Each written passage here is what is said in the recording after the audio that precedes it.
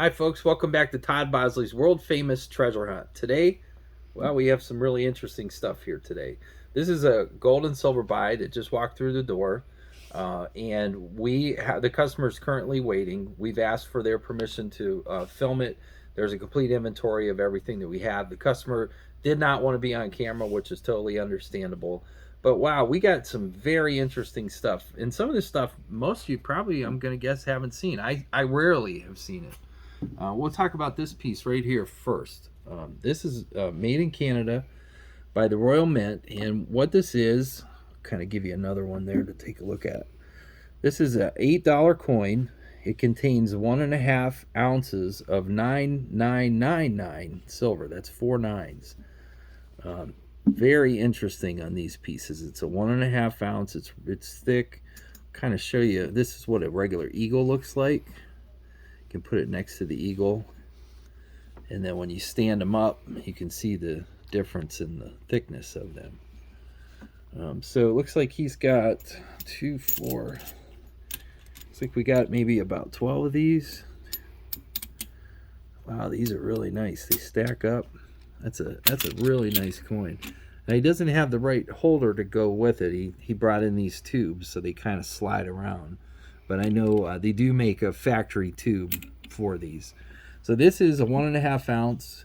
Definitely going to pay a premium on something like this. We're probably today silver's probably around $22.70 to $23. So on a piece like this, we're probably going to be $1.50 or so over, maybe $2 on our offer to him. And then this is a piece that we would sell for probably about $3, $3.50 over spot, somewhere in that neighborhood. But anyway, this is very, very interesting. This is also something that you may not see on a regular basis. These are the Indian gold coins. Kind of let you show those. Oh, that's a really cool looking eagle. Yeah, they're about 1/4 ounce, not quite, but about. And these were actually a $5 coin. I'll tell you what it says on the back there. Yep, $5. I'll get one out of the package so you can see it a little bit better. They are really beautiful coins.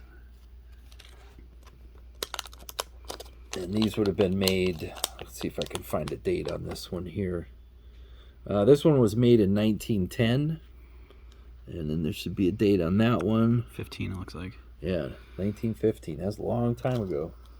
So those are, well over 100 years old. Crazy. Those are really fascinating really cool. Part of our history. And then we have these are graded 1/4 ounce coins. So these are probably the newer version now. This is what would have been made in it looks like 08 and 80 or 06 and 1986. Now, I will tell you, you got to be careful on coins like this because you don't know if they're real. We have a process here that we use to determine if they're real or not. Be very careful, though. These are both reputable companies, but both of these reputable companies have been duplicated and knocked off. In this case, you can see where it came from. It's got a barcode, all of that stuff, so it's pretty good.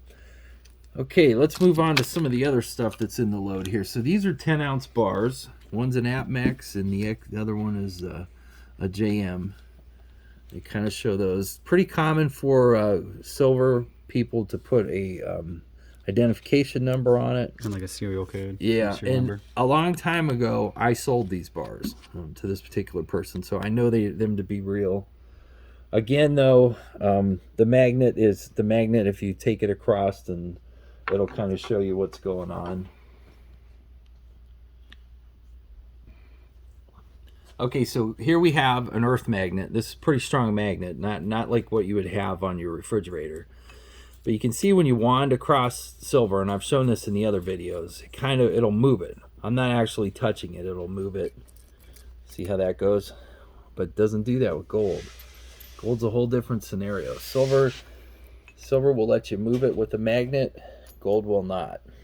Another good little test if you're in the field is this will slide down a piece of silver. See how that goes? It just slides right down. Whereas if it was steel, it would stick.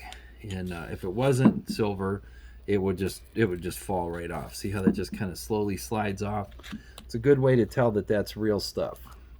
All right, here's an interesting piece that came in. Now this appears to be Grover Cleveland, and I have never seen this particular piece, although there are lots of these on the market. So the customers told me that he believes that's 4 ounces. I gotta say, I think it feels a little heavier than 4 ounces. It's pretty thick. It's really beautiful, Yeah, that's actually. so shiny. It looks Isn't that really nice? nice. Yeah. There's a lot of detail put into that, for sure. I'll flip it over here so you can see the back part of it. Look at that.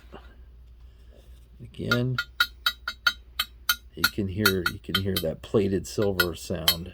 There you got your serial code too, serial number. And see, again, I'm moving this over it, and it moves it. You can hear when I hit it, but when I'm not hitting it. So let's weigh that up. Get the scale out here. We'll just set the scale to troy ounces.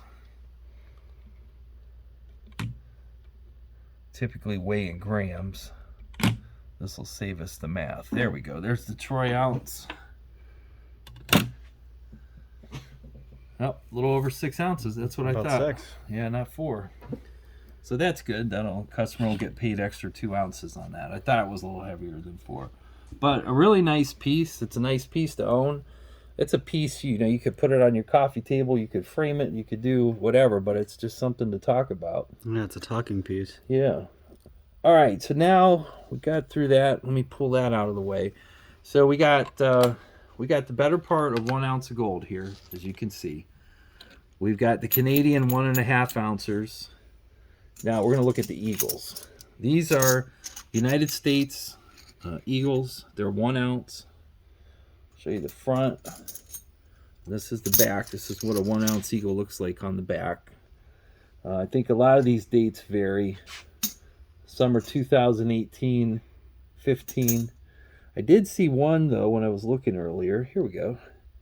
So this is one of the earlier years of the Eagle. That's a 1987. It's not worth a ton, but it's worth a little more than the average ones. So definitely when that gets sold, we would pay the customer a premium on that and obviously ask a little more. That one could be probably up to $10 or more depending on its condition. I haven't really assessed it yet. Here's one other coin that we have that's really cool. So this is a Canadian maple leaf silver. And you can see it's sealed in official packaging from the Royal Mint. We'll turn it on the back. That's why they call it the maple leaf. It's got a maple on the back. So it's 1 ounce of silver. Trade similar to an Eagle. This one is factory sealed, so it'll have a little more value than normal. And that should do it for our coins. Very interesting amount of coins. Nothing terribly special. These are better than most, but for the most part, this is just silver cost plus a little premium that we pay, and that's what that'll be. But some really nice pieces. These 2 Indians are my favorite out of the whole group. Oh, and here's something too. I wanted to talk about these. So they brought in 2 rings that they want to sell. Let's start with this piece right here. They happened to bring the receipt to me. Hey, folks, I got to tell you something. When you go to the mall and you buy jewelry, you will never recoup your money. That's been my experience. I have yet to see a scenario where that's happened. Now, this, for instance, is a really nice man's ring. It's hardly been worn. A lot of times these show up whenever, maybe a relationship has failed or someone has passed on. In this case, this ring has not been worn. And this ring cost, let's see here, I think we have the amount. I'm gonna just, for privacy, I'm gonna fold some of this up. But I'm gonna show what this cost. This ring cost $1,150.19. That's crazy. $1,150 from Kay's Jewelers. Oh my God. I have often said that there should be some type of regulation on what a ring should be allowed to be sold for. because a lot of people view it as an investment. They feel like they're buying something that's going to be worth something down the road. I'm going to put this on the scale. This is 10 karat gold, 10K gold, and it's got a few little what I call mall diamond chips. And what a mall diamond chip is it's an eye stone. It's not a good stone, and it's just been cleaned up and to look better than what it really is. So you just have a few milli stones, and you got we've got 6.6 grams of gold there. So I'm going to put that into my calculator. And just beware, guys, when you're out looking for jewelry, if you can find a gold and silver dealer, a buyer, and you don't care if it's used jewelry, you can actually get a really good deal. But to go pay $1,100 and some dollars for a ring like that is just too much. So I'm going to tell you what the gold's worth here real quick. I'll work on that.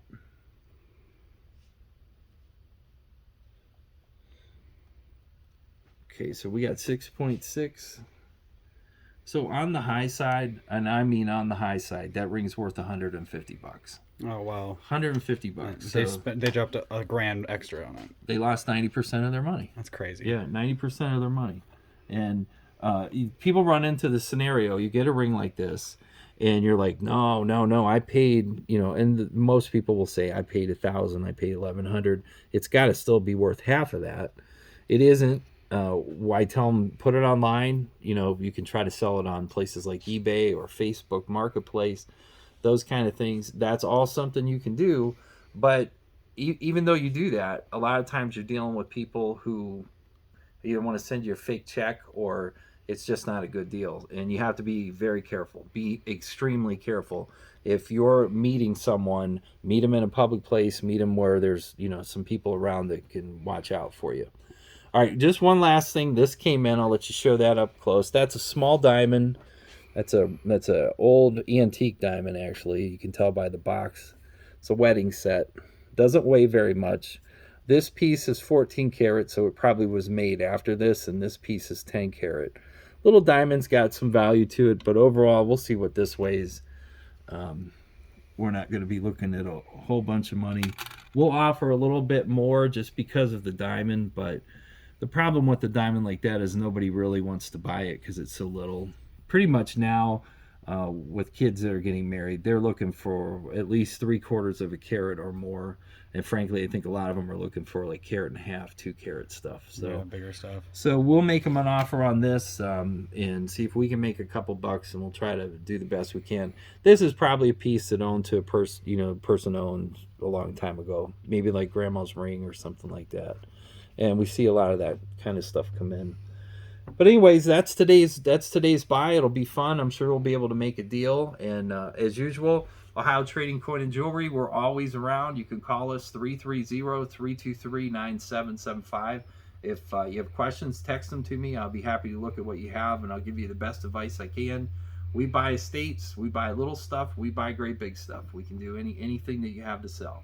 Please give us a call and watch for future videos. We'll show all of our unique and fun buys that come along. I'm Todd Bosley. Thanks a lot for watching. Bye-bye.